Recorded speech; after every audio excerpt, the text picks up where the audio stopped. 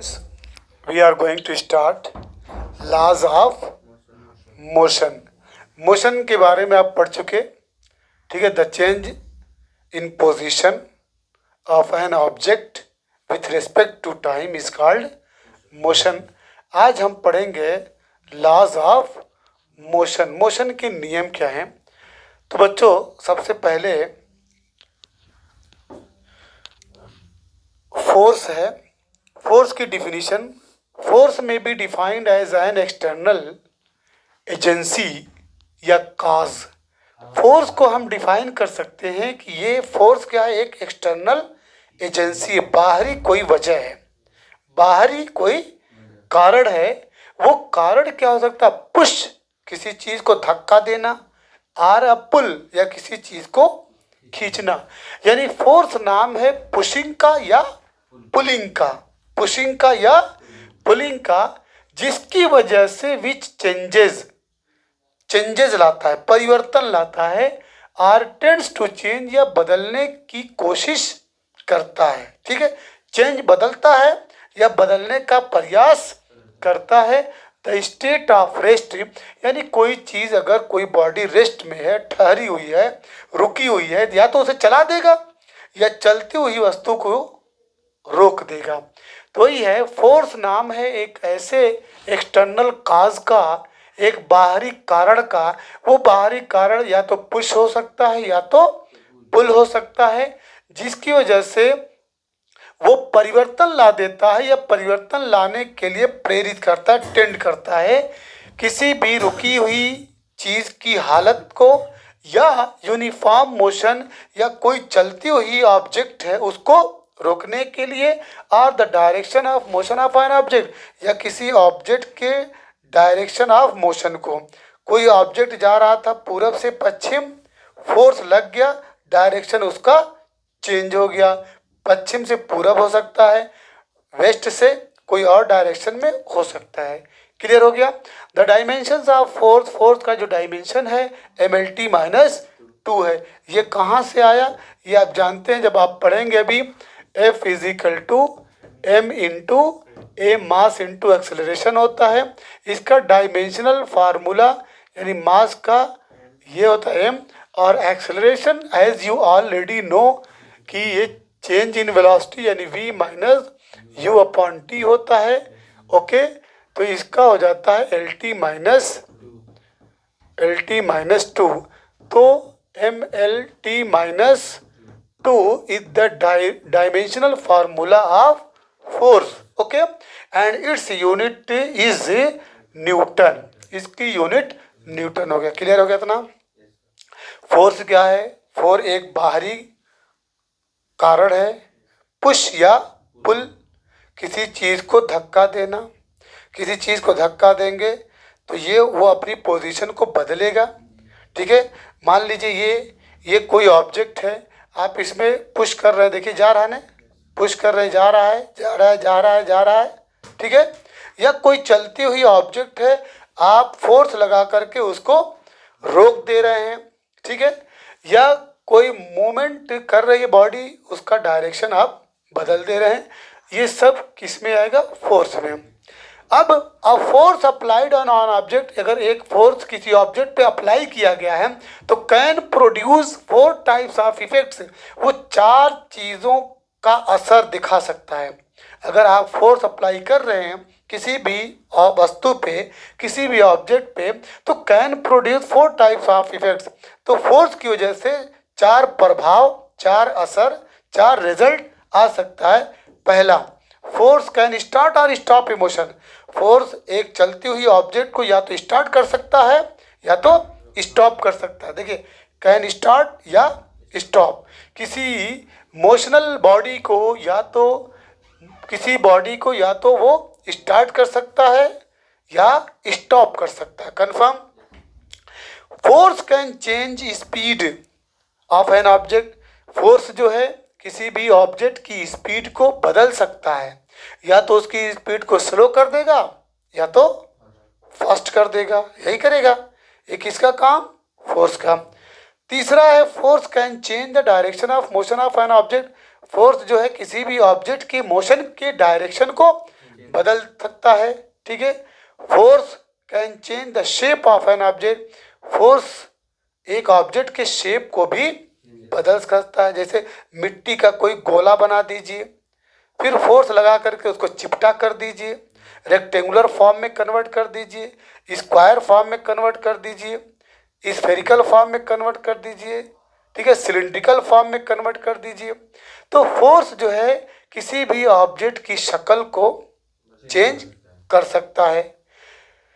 अब इसके बाद बच्चों, to apply a force on a body any external agency is required, किसी भी बॉडी के ऊपर अगर आप फोर्स लगा रहे हैं, एनी एक्सटर्नल एजेंसी यानी कोई बाहरी वजह, बाहरी कारण, तो is required, but this external body may or may not be in contact, e.g. gravitational force, magnetic force, electric force can be applied from a distance.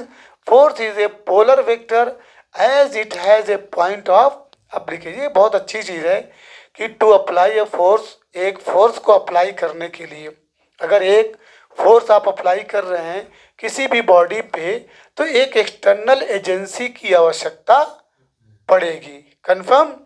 But this external body may or may not be in contact, लेकिन ये जो external body है वो मे भी contact में हो सकती है, कॉन्टेक्ट में नहीं हो सकती। जैसे आपका ग्रेविटेशनल फोर्स कॉन्टेक्ट में नहीं है, ठीक है। Magnetic force, electric force can be applied from a distance, इसको हम अप्लाई करते हैं कुछ दूरी पे, ठीक है। अ फोर्स एक पोलर वेक्टर है। क्लियर हो गया? अब आइए आपके चैप्टर का सबसे इम्पोर्टेंट जो आर्टिकल है जिसका नाम क्या है? Inertia. Inertia, the inherent property of a material body, मतलब एक मटेरियल कोई बॉडी है उसकी जो इनहेरेंट प्रॉपर्टी है, इनहेरेंट मतलब जो नेचुरल प्रॉपर्टी है, जो छुपी हुई है, ठीक है, जो पिन्हा है, पोशीदा है, जिसकी वजह से it resist the change in its state of rest, ये विरोध करता है। रिसिस्ट माने मना करना, रोकना, ये मना करता है किसी भी परिवर्तन का अपने रेस्ट की स्टेट में या यूनिफॉर्म मोशन की स्टेट में। मतलब इनर्शिया एक ऐसी प्रॉपर्टी है जो आप कोई भी चेंजेस उसके अंदर लाना चाहेंगे तो वो उसका क्या करता है? विरोध करता है, अपोज करता है। समझ में आई बात? अभी उसका एग्जाम्पल बहुत आएगा, ठीक है।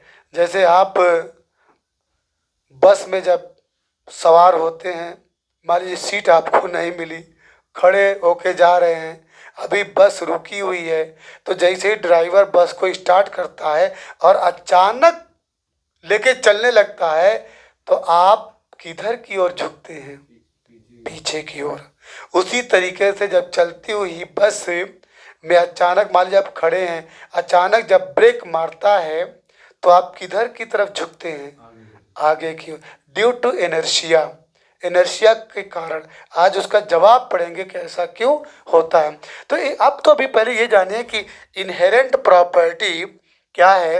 वहाँ पे एक बुक है, ठीक है, ये वो वहाँ पे वो ये है, उसी के नीचे देखिए, थोड़ा सा मैं और आपको क्लियर कर दूँ। नहीं, मैं रुकिए एक मिनट, थोड़ा सा और इसको क्लियर कर दूँ ताकि ये बच्चे जो कौम की अमानत हैं, ठीक है।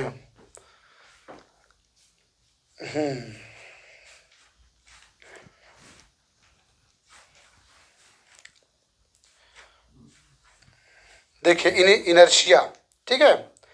यहाँ पे जो टर्म इनर्शिया है, टर्म इनर्शिया मीन्स होता है resistance of any physical change.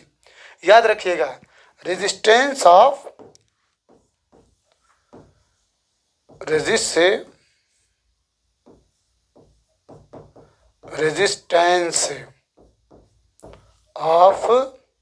Resistance of any physical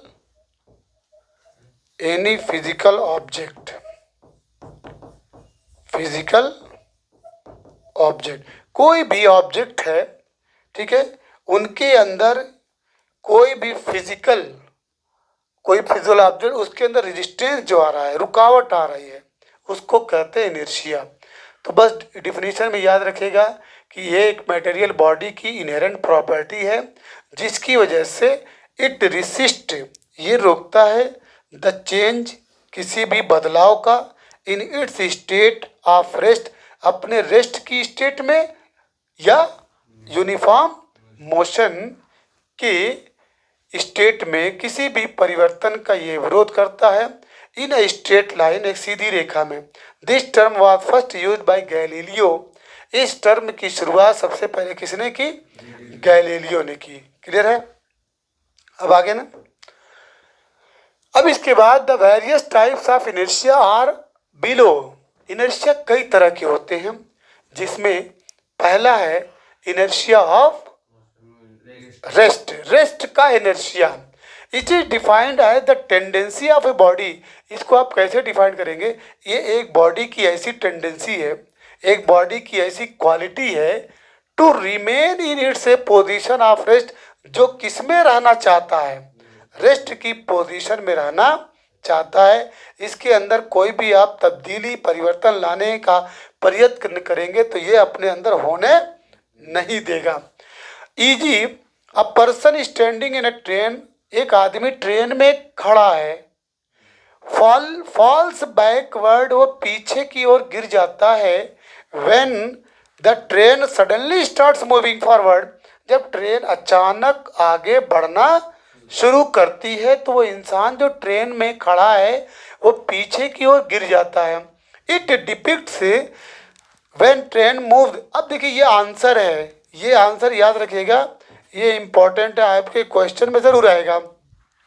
it depicts, ये बतलाता है, ये घटना एक्सप्लेन करती है कि जब ट्रेन मूव्स, जब ट्रेन मूव करती है तो the lower part of his body, तो इंसान के शरीर का जो बॉडी का लोअर पार्ट है, निचला हिस्सा है, पैर मान लीजिए, ठीक है, तो जो lower part of his body, उस बॉडी का जो लोअर पार्ट है बिगिंस टू मूव, वो भी चलना स्टार्ट कर देता है। ठीक, ट्रेन के चलने से आपके शरीर का जो लोअर पार्ट है वो भी ट्रेन की गति के साथ गतिमान हो जाता है। Along with the train, train की गति से वो भी गतिमान हो जाता है। While the upper part of his body, लेकिन उसकी शरीर का जो अपर पार्ट है, ऊपरी हिस्सा है, कंटिन्यूज टू रिमेन, ये वर्ड याद रखिएगा, वो लगातार रहना चाहता है, किसमें? रेस्ट में। ड्यू टू इनर्शिया, किसकी वजह से? इनर्शिया की वजह से। अपर पार्ट आपका, ठीक है, कंटिन्यूज टू रिमेन, वो लगातार जो है रहना चाहता। रिमेन माने बाकी रहना, रिमेन माने वो बाकी रहना चाहता है, किस पोजीशन पे? रेस्ट में। ड्यू टू इनर्शिया, इनर्शिया की वजह से। दिस इज द रीजन, वो जो है ट्रेन की गति के साथ गतिमान नहीं हो पाता और वो बैकवर्ड गिर जाता है। दूसरा पॉइंट है, ये पहला पॉइंट का था इनर्शिया ऑफ रेस्ट। दूसरा पॉइंट है इनर्शिया ऑफ मोशन, मोशन का inertia. It is defined as the tendency, इसको आप ऐसे डिफाइन करिए कि एक टेंडेंसी है बॉडी की to remain in its state of uniform motion in straight line, जो किस में रहना चाहता है? यूनिफॉर्म मोशन में रहना चाहता है, बराबर गति में रहना चाहता है, एक सीधी रेखा में। व्हेन, इसका एग्जांपल है when a moving bus suddenly stop, जब एक चलती हुई बस अचानक रुकती है। Hello, what are you thinking? तुम कहीं चले गए थे, कोई बात नहीं। When a moving bus suddenly stop, जब एक चलती हुई बस अचानक रुकती है, और अप्लाई ब्रेक से, या उस पर ब्रेक को अप्लाई किया जाता है, ब्रेक लगाया जाता है। A person standing in it, तो जो इंसान उसमें खड़ा रहता है वो फॉल्स फॉरवर्ड, वो आगे की ओर गिर जाता है। एज द बस स्टॉप्स, जैसे ही वो बस रुकती है, द लोअर ऑफ, अभी हमें वजह बता रहा है, reason, explanation, the lower part of his body comes to rest, उसके बॉडी का जो लोअर पार्ट है ब्रेक लगाने के साथ, गाड़ी के या बस को रोकने के साथ वो भी रुक जाता है, लेकिन अपर पार्ट वो लगातार किस में रहता है? मोशन में। ड्यू टू इनर्शिया, जिसकी वजह से ब्रेक लगाने के साथ ही आपके शरीर का लोअर पार्ट गाड़ी के रुकने के साथ वो ठहर जाता है, लेकिन अपर पार्ट मोशनल कंडीशन में होने की के नाते आगे की ओर झुक जाता है। Along with the bus the lower part of his body का जो लोअर पार्ट है वो कम्स टू रेस्ट, वो रुक जाता है, रेस्ट में आ जाता है। अलॉन्ग विद द बस के रुकने के साथ while upper part of his body, लेकिन जबकि उसके शरीर का जो अपर पार्ट है continues to remain in motion, वो लगातार मोशन में रहना चाहता है ड्यू टू इनर्शिया की वजह से, एंड फॉल्स फॉरवर्ड, और वो आगे। अब आइए तीसरा पॉइंट जो है inertia of direction. Inertia of direction it is defined as, इसको हम ऐसे डिफाइन कर सकते हैं, inability of a body. याद रखिएगा, inability of a body, एक शरीर का इनएबल हो जाना, असमर्थ हो जाना, ना लायक होना, ठीक है, अयोग्य होना, बाई वर्चू ऑफ विच, जिसकी वजह से इट ट्राइज टू रिसिस्ट, ये रोकने की कोशिश करता है, द चेंज, किसी भी परिवर्तन का, in its direction of motion, अपने डायरेक्शन ऑफ मोशन में किसी भी परिवर्तन का वो क्या करता है, विरोध करता है। Easy the rain drops falling vertically downward, वो जो रेन बारिश है, बारिश की जो बूंद है वो ड्रॉप फॉलिंग, वो फॉलिंग ऊपर से क्या कर रही है, गिर रही है, वर्टिकली डाउनवर्ड्स, नीचे की ओर बारिश की बूंद आ रही है। Can't change their direction of motion, वो अपने डायरेक्शन ऑफ मोशन को चेंज नहीं कर सकती बाई देमसेल्फ, खुद ब खुद, अब ऑटोमेटिकली वो अपने डायरेक्शन ऑफ मोशन को चेंज नहीं कर सकती, ठीक है। अब आइए Newton's laws of motion. Sir Isaac Newton सबसे पहले थे जो इसके खोज के माने जाते हैं। तो sir Isaac Newton arrived at 3 laws of motion. Sir Isaac Newton जो हैं मोशन के 3 जो लॉज हैं, ठीक है, यही दिए, which are called Newton's law of motion, जिसको हम कहते हैं न्यूटन के law of motion. These are as follows, ये इस तरीके से हैं। न्यूटन्स लॉ ऑफ मोशन याद है ना, नहीं याद है? अरे भाई 3 लॉज हैं। पहला ये है, if a body is at rest it will remain at rest unless an unbalance force apply. अगर कोई वस्तु रुकी है तो रुकी रहेगी, अगर कोई वस्तु चलती है तो चलती रहेगी, जब तक बाहुबल लगा करके, ठीक है, उसको रोका ना जाए या उसको स्टार्ट ना किया जाए। अगर ये जैसे बॉडी रुकी है ना, तो ये रुकी रहेगी जब तक कि बाहरी बल लगा करके इसको चलाया ना जाए। चलती हुई बॉल चलती रहेगी जब तक कि बाहुबल लगा कर उसे रोका ना जाए। फिर उसके बाद F is equal to M into A, mass into acceleration. फिर उसके बाद every action has a reaction, हर क्रिया का एक प्रतिक्रिया होता है। समझ में आई बात?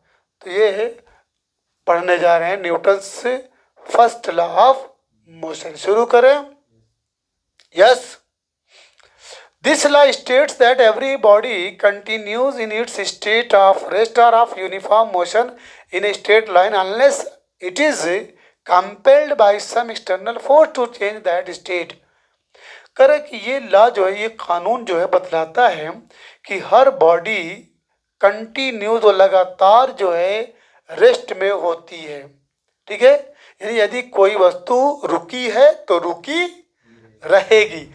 आर ऑफ यूनिफॉर्म मोशन, या लगातार किस में रहती है, यूनिफॉर्म मोशन में। यदि कोई वस्तु चलती है तो चलती रहेगी, अनलेस, जब तक कि न, unless it is compelled by some external force to change that, जब तक कि अगर ठहरी हुई वस्तु के ऊपर कोई बाहुबल लगा करके उसे डिस्टर्ब न किया जाए। अनलेस, जब तक कि इसे मजबूर न के, कंपेल माने होता है मजबूर करना, जब तक कि इसे बाहरी बल लगा करके उस स्टेट को बदलने का प्रयास न किया जाए।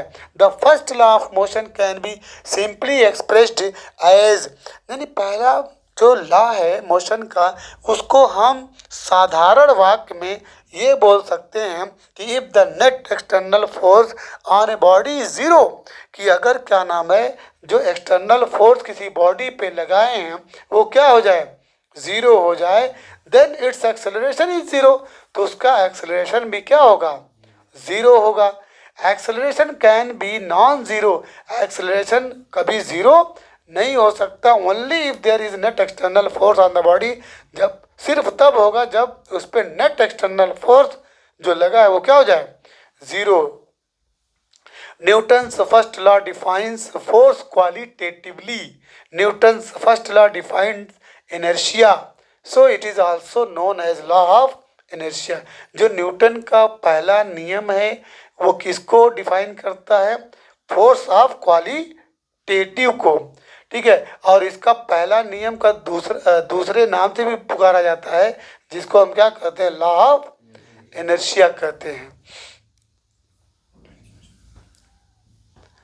अब आया बच्चों मोमेंटम, क्या रहा है, मोमेंटम। मोमेंटम ये बहुत पॉपुलर, ठीक है, पॉइंट है लॉ ऑफ मोशन में, वेरी वेरी इंपॉर्टेंट है। इसमें बहुत सारे क्वेश्चंस आते हैं कि क्रिकेटर क्यों जब बॉल को कैच करने वाला होता है तो अपने हाथ को पीछे क्यों खींच लेता है, क्यों न धड़ाक से हाथ को ऐसा ही बढ़ा के रोक लेता, बल्कि ऐसा नहीं करता, बॉल को क्या नाम है कैच करने के लिए अपने हाथ को थोड़ा सा पीछे करता है। मतलब क्या होता है, वो टाइम को बढ़ाता है, वो टाइम को, जब टाइम बढ़ेगा तो फोर्स इस पे कम लगेगा, और जब टाइम घटेगा तो इस पे फोर्स ज़्यादा लगेगा, आप चोटिल हो जाएंगे। तो अपने को जख्मी होने से, अपने को चोटिल होने से बचाने के लिए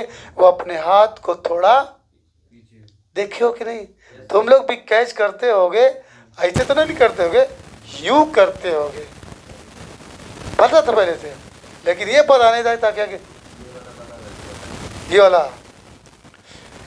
तो momentum is a measure of the motion of an object. Momentum क्या है कि एक ऑब्जेक्ट का जो मोशन है उसके मीजर को मापता है, ठीक है। Momentum is a measure, momentum एक माप है, किसका, किसी भी ऑब्जेक्ट के मोशन का, and is defined as the product of its mass and velocity. और इसको हम डिफाइन करते हैं कैसे, m इंटू वी से। मोमेंटम सिंबल p है, m is equal to V, p is equal to M V. SI unit of momentum, इसकी SI unit kilogram metre per second, CGS में gram centimetre per second. The dimensional formula of momentum is mlt minus one, क्योंकि m का m है और v का lt minus one. It is a vector quantity, ये एक vector quantity है। The effect of force on the motion of a body is described bye momentum, मतलब जो इफेक्ट ऑफ फोर्स है, फोर्स का जो प्रभाव है किसी बॉडी के मोशन पे, उसको हम डिस्क्राइब करते हैं किससे, मोमेंटम से। This can be understood by the following example, एक एग्जाम्पल से समझिए कि we require a greater force, हम रिक्वायर करते हैं बहुत ज़्यादा फोर्स की, किसके लिए, to push the truck, truck को पुश करना हो, ट्रक को धक्का देना हो, मुकाबले में किसके, कार के मुकाबले में, to bring at the same speed in the same time पे ट्रक और कार को दोनों को सेम स्पीड पे अगर लाना हो तो आपको ट्रक पे ज़्यादा फोर्स लगाना पड़ेगा, क्योंकि फोर्स का F is equal to m into A होता है, और कार का भी m इंटू ए। कार का मास कम है किसके मुकाबले में, ट्रक के मुकाबले में, तो F is directly proportional to m। F is, अगर मास ज़्यादा रहेगा तो फोर्स भी ज़्यादा लगेगा। तो वही कह रहे हैं कि we require a greater force, हमको ग्रेटर फोर्स की रिक्वायरमेंट होती है एक ट्रक को धक्का देने में, किसके मुकाबले में, एक कार के मुकाबले में। आल्सो ग्रेटर अपोजिंग फोर्स, इसी के साथ ग्रेटर अपोजिंग फोर्स भी रिक्वायर करता है किसको, to stop the truck, truck को रोकने में, किसके मुकाबले में, कार को रोकने के मुकाबले में। कार को रोकना हो, ट्रक को रोकना हो तो किस पे बल ज़्यादा लगाना पड़ेगा, ट्रक को। क्यों, क्योंकि उसका फोर्स, अरे उसका मास ज़्यादा है। If they are moving with the same speed, अगर दोनों सेम स्पीड से आ रहे हो या जा रहे हो। दस इस तरीके से mass of a body is an important parameter, body का जो मास है वो एक बहुत ही अहम पैमाना है to determine the effect of force on its motion, कि मतलब इफेक्ट ऑफ फोर्स को जानने के लिए, फोर्स के प्रभाव को जानने के लिए ऑन इट्स मोशन, जब वो मोशन में होता है। Speed is another important parameter to consider, इसी के साथ स्पीड भी एक दूसरा अहम पैरामीटर है, दूसरा अहम पैमाना है टू कंसीडर, गौर करने के लिए। पहला तो फोर्स हो गया, मास हो गया, दूसरा मोशन दैट इज वेलोसिटी।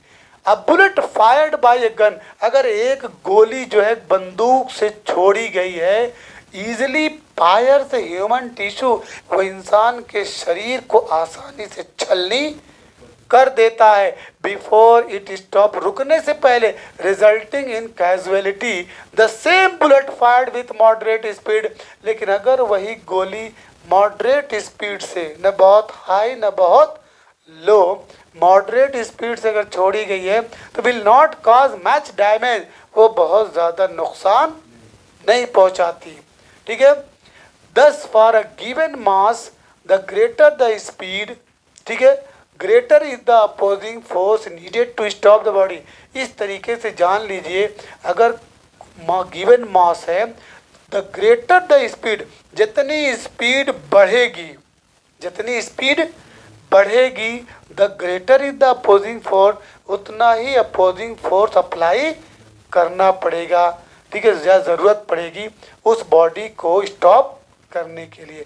दस to describe the effect of force on the motion of a body, the mass and velocity, that is momentum, is an important quantity। इस तरीके से फोर्स के प्रभाव को जानना है, फोर्स के इफेक्ट को अगर बयां करना है किसी बॉडी के मोशन के लिए या मोशन पे, तो मास और वेलोसिटी, जो इसका नाम मोमेंटम है, मास एंड वेलोसिटी जिसका नाम मोमेंटम है, ये एक बहुत ही अहम क्वांटिटी मानी जाती है। देखो बच्चों, अब एग्जाम्पल 1 है, एक ब्लॉक है विथ ए मास ऑफ 20 ग्राम, एक ब्लॉक है, ठीक है, कोई टुकड़ा है जिसका वजन कितना है, 20 ग्राम। ग्राम को केजी में बदलना रहेगा तो क्या करेंगे, yes, what will you do if you will have to convert gram into KG, ना नहीं, 10 टू द पावर -3 से इंटू करेंगे। याद रखिएगा, ग्राम को केजी में बनाना है तो 10 टू द पावर -3 से, क्यों, क्योंकि 1000 ग्राम इक्वल टू 1 केजी। ठीक है, ये सब क्लियर है भाई। 1000 ग्राम बराबर 1 किलोग्राम। जब 1 ग्राम बोलोगे ना, इसको मतलब आप ऐसे भी लिख सकते हैं 10 to the power 3 gram equal to 1 KG. जब यहाँ से 1 लोगे, 1 जी, तो ये 1/10 टू द पावर 3 नीचे आ जाएगा। बोलो, ये जब ऊपर लेके जाओगे तो ऐसा हो जाएगा। ठीक है, तो एक ब्लॉक है जिसका इससे कोई मतलब नहीं है, ग्राम ग्राम ही रहेगा। Move at a constant velocity, याद रखिएगा, जब कांस्टेंट वेलोसिटी का नाम आएगा तो acceleration will be 0, acceleration will be, यानी A will be what, 0 on error. अच्छा, क्यों 0 है मालूम, do you know, constant velocity और क्यों 0 जा रहा है, हैं? नहीं नहीं नहीं नहीं, थोड़ा सा और ट्राई करिए। देखिए, जब कांस्टेंट की बात आती है ना, जब कांस्टेंट की बात आती है, चूँकि जो एक्सेलरेशन होता है a = v - u/t होता है ना भाई। जब ये कांस्टेंट है तो दोनों की वैल्यू क्या रहेगी, इनिशियल भी और final, initial velocity final velocity दोनों सेम है, तभी ना बोला सेम का मतलब कोई भी ले लो। मान लो ये 5 है तो ये भी तो 5 रहेगा, टाइम कुछ भी हो, ये आ जाएगा 0/t इज इक्वल टू 0। जब कांस्टेंट वेलोसिटी की बात आएगी तो एक्सेलरेशन क्यों 0 होता है? इसीलिए कि initial velocity and final velocity both are same, this is the reason the value of a equal to 0। तो यहाँ पे बोला गया constant velocity there is an external force, अगर उस पर एक एक्सटर्नल फोर्स लगता है, ठीक है, तो ऑन द ब्लॉक पे, तो determine the magnitude of the friction force.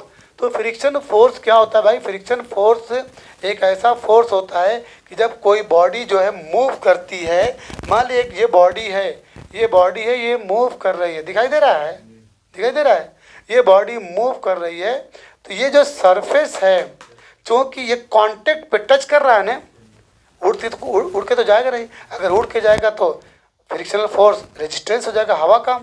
ये सरफेस है, ज़मीन है, या जो भी प्लेन है, जब ये चलेगा तो एक फोर्स जो है अपोज में, इसके अपोज में लगता है, जिसको हम क्या कहते हैं? फ्रिक्शनल फोर्स कहते हैं। अगर बॉडी मतलब आगे की ओर जा रही है तो एक फोर्स लगता है पीछे की ओर, ठीक है, जिसका नाम फ्रिक्शनल फोर्स है, जो आगे हम पढ़ेंगे बहुत डिटेल में। तो determine the magnitude of the friction force experienced by the block. तो देखो बच्चों, गिव इक्वल टू एम, ये 20 ग्राम है, फोर्स जो है 2 न्यूटन है, जो आगे की ओर। तो based on Newton first law of motion, एक block move at a constant velocity, अगर एक ब्लॉक जो है कांस्टेंट वेलोसिटी से मूव कर रहा है तो block has no acceleration, block पे कोई एक्सेलरेशन नहीं होगा। The block moves at constant velocity and there is no acceleration if the magnitude of friction force, अगर फ्रिक्शन फोर्स का जो मैग्नीट्यूड एफ, देखिए ये फ्रिक लिखा है, fric same as the magnitude of external force, पहला पॉइंट हो गया। The friction force F fric has opposite direction with the external force U है, फ्रिक्शन फोर्स आपका यू है, तो F minus F fric equal to 0, F minus F fric equal to Newton the first law of motion, sigma F equal to 0, F minus F fric equal to 0 क्यों जानते हैं भाई? F is equal to क्या होता है? F is equal to M into A होता है ना। आपका एक्सेलरेशन क्या हो गया है? तो यहाँ डेफिनेटली 0 कहेगा। चूँकि एफ माइनस एफ फ्रिक बोला, एफ फ्रिक भाई एक चीज़ आगे जा रही है, आपका फ्रिक्शनल फोर्स कम था तभी तो ये आगे जा रहा है, अगर बराबर हो जाता तो ये रुक जाता। अभी ये मोशनल कंडीशन में है, फ्रिक्शनल फोर्स जाहिर सी बात है डेफिनेटली आप पुश किए हैं, वो जा रहा है, चाहे मतलब ऑयल के ज़रिए जाए चाहे गैस के ज़रिए जाए, लेकिन जा रहा है। फ्रिक्शनल फोर्स कमज़ोर पड़ रहा है तभी तो जा रहा है, बात समझ आ रही है? अब जैसे आप आगे बढ़ रहे हैं, कोई छोटा सा बच्चा आपको खींचे कपड़ा पकड़ के, फिर भी आप उसको भी ढकेलते हुए लेके, क्योंकि आप मजबूत हैं, बच्चा कमज़ोर है। और अगर आपको कोई पहलवान पकड़ ले तो फिर ठीक है, तो आप जा पाएंगे? नहीं जा पाएंगे, क्योंकि फ्रिक्शनल फोर्स उस वक्त ज़्यादा तगड़ा लग गया, अभी छोटा फ्रिक्शनल फोर्स लगा है। क्या समझ में आया? तो the frictional force has opposite direction with the external force applied Newton first law of motion, sigma F equal to 0, F minus F fric equal to, result आना चाहिए, रिजल्ट 0 आ रहा है इसलिए कि एक्सेलरेशन 0 है। F is equal to F fric, यानी F fric equal to also 2 newton. समझ में आ गया? तो आज की क्लास बस यहीं तक, कल हम लोग पढ़ेंगे अगला है मोशन, न्यूटन से सेकंड लॉ ऑफ मोशन।